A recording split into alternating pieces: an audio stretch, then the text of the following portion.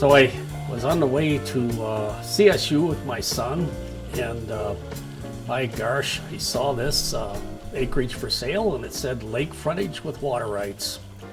And it was just nothing but a bare field, and the lakes.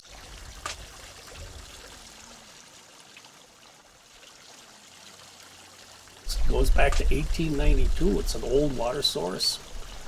So I was very lucky. We started planting grapes, and here we are. I had the grapes in before even the house was completed.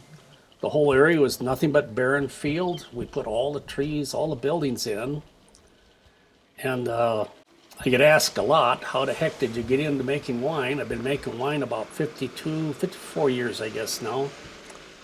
And actually kind of started out funny. I was coming back from Vietnam. I was with the 3rd Marines at that time. I was a Navy corpsman.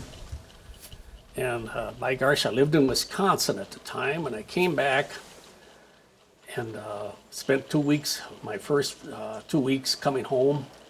Then I went on to Sandpoint Naval Air Station, which is in Seattle, Washington, and it was right up against the University of Washington. First day there, I came in the evening, real laid back. It was like a MASH unit, everybody's medical. And I threw my sea bag on a cot, signed in, and I went across the street to a bar. A lot of young girls there. And I walked in, and by gosh, I was the only one with short hair, of course. It was that period, 1969. And I walked up to the bar and I said, "Bartender, give me a beer."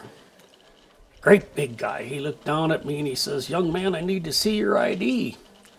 And I pulled out my ID, and it was military, and he looked at it and he says, "You better get the hell out of here." And I said, "Oh, you don't like military?" He says, "No, you're not 21 yet." So I'd been shot down twice and hit in the chest with a rocket, but I couldn't have a damn beer.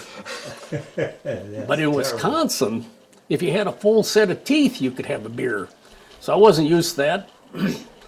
So we started making wine. And there's blackberries all over in Washington, especially in the Seattle area. So that's when I started making wine. And when I got out of the military, I was lucky to use the GI Bill, and I got my degree in microbiology and heavy biochemistry at the University of Wisconsin. And so here I am today.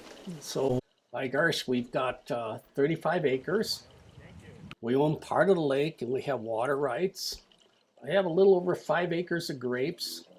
And my good friend Trent's been helping me out these last several years. And we go through harvest. There's good and there's bad days, and it's part of farming.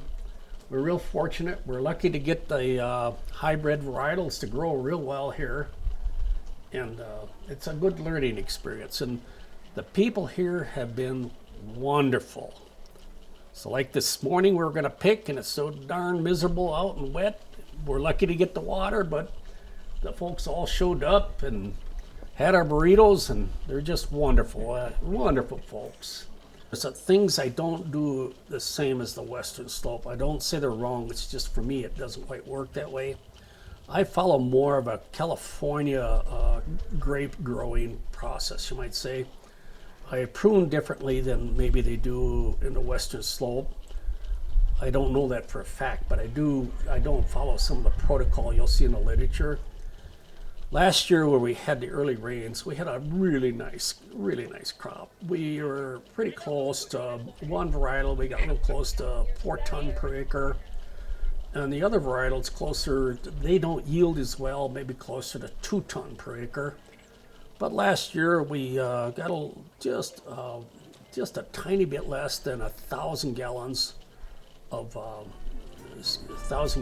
wine, which is quite a few grapes if you go backwards on it. And that makes right around 5,000 bottles. So that was pretty nice. That was a nice year.